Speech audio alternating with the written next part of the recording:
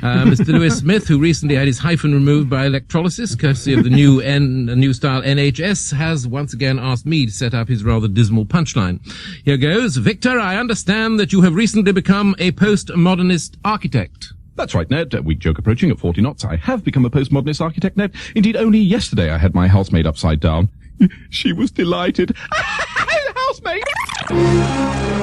Right, lower the rigging, men. Lower the rigging. Splice the main Good. It's looking bad, Captain. Really? Visibility's down to 20 yards. We've only just set sail. You're right, Bosun. I can't see a single joke. Visibility's always poor in his pieces. Oh, it's crap, sir. Yes, That's I know it's right. crap. Well, I'll have to save the ratings and be funny myself. The men are with you, sir. Jolly the good. men are with you. Okay, here goes then, men. After all, if the ratings go down on me, wait for it. If the ratings go down on me, my naval base will be full of discharged seamen. Visibility's worse, sir. Oh dear, that went down like a cup of cold sick. Right, what about this one? Here's a funny thing. She was only the harbour master. Have another bottle of whiskey. 10 a.m. and I hurtled along the motorway in a drunken stupor in my turbocharged Reliant Rialto. Some may say that I'm thoroughly irresponsible to be driving in a totally intoxicated 200 times over the limit condition, but not a bit of it after all. If you're going to crash, you don't want to be going through the windscreen sober. Dear me, no. It's not a nice experience. You need a stiff drink inside you. Oh, no, it's Her Majesty's Phil. All right, son, you're back to rights. What's all this about telling people to drink and drive? It's all right, officer. It's artistic licence. Oh, I see. Can I have a look at that artistic licence of yours, please? There it is. Oh, right. Well, this licence is for Group C and D only. Hey? That gives you the artistic licence only to talk about animal sex, taking the piss out of the handicapped, laughing at OAPs. Oh, you've gone through that licence with a fine-tooth comb. Yes, stupid habit, comb in my teeth. Bit anally retentive, I suppose. Yeah, I suppose it is. Whatever happened to freedom of speech, though? Freedom of speech? Yeah. Right. Let this senior officer explain in duplicitous terms, sir. Duplicitous. The two phrases, smug bunch of hypocritical bastards and BBC management, are very unlikely bedfellows, as are the phrases, the BBC Charter forbids advertising, and then follows on BBC One a 45-minute programme on the making of the films Moonwalker, A Fish Called Wanda, and Roger Rabbit, which you may be right in suspecting are nothing more or less than shameless plugs made and paid for by the film companies involved. As for freedom of speech on Radio 4, just try interviewing the IRA, or talking about animal cruelty, or homicide. What the hell is going on, Bosun? Captain, he's on his soapbox doing over the BBC again, sir. Ah. Visibility down to 5 yards. Oh dear, right, start bailing out the old material. Aye, sir. Here's a cracker, Bosun. Yes, sir. What do you call a judge with no thumbs? Justice fingers. As for freedom of speech, Radio 3's audience consists of intellectual grown-ups and consequently it's able to say what it likes on the grounds of artistic license, whereas Radio 4's audience is geriatric and needs to be protected from real life.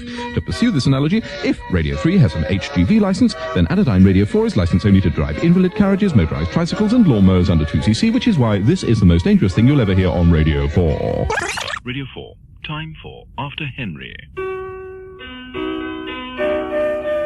Hello, nice middle-class mummy. Hello, darling. I think that why don't we have a studio audience for this programme? Silly, Granny. We do. Can't you see? But they never laugh. And that's because we never say anything funny, just clever. Oh, Russell, that sounded like a quote. Yes, I'm quoting the 17th century author Thomas Fuller. The writer of the show likes to let us all know that he went to Oxbridge.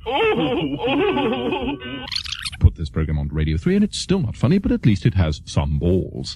Radio 3, time for After Henry.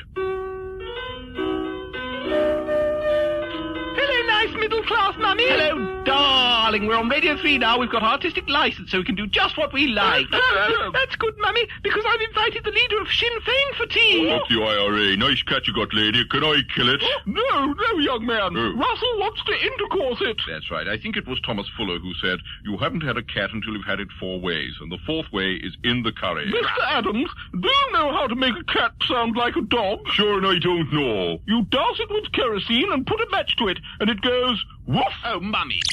Oh, no. Oh, he's not coming near my cat. Yeah, he's gone too far again. He should have his artistic licence endorsed. Oh, yes, disgusting. Right, curse him. Yeah, may his bogies dry up in his nostrils and set as hard as granite. Yeah, and may they pierce the delicate membranes of his septum. Yeah. So much that his eyes water. Yeah, and blood pours out from his navel orifice. That's right. Yeah. He said he was going to do middle-class parties this week. Yeah, all we've had so far is a stream of putrid filth. You're right. He wanders in his mind. He wanders his putrid filth.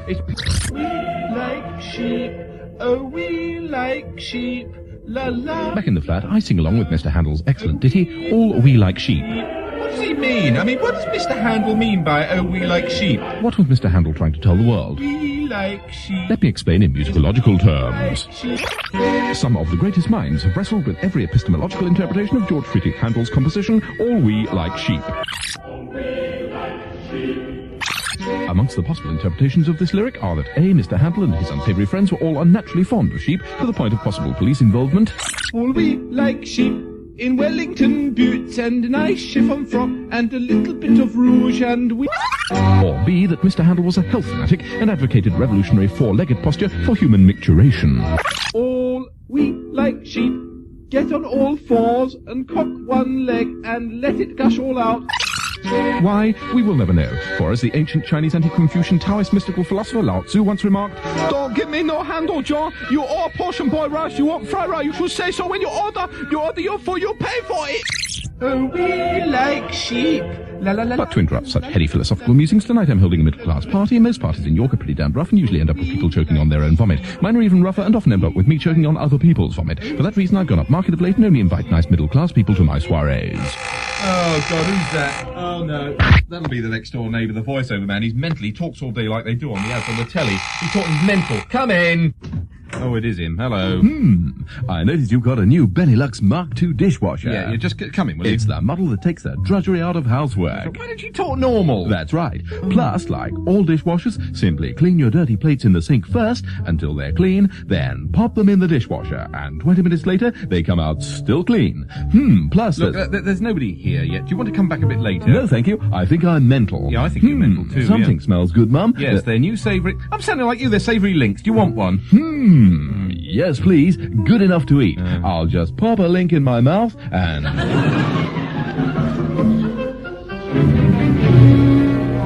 Sadly, once again, I've run out of time and still no dinner party. But now back to someone who used to be the warm-up man for the epilogue on Border Television. Neddy baby. Isn't he a card?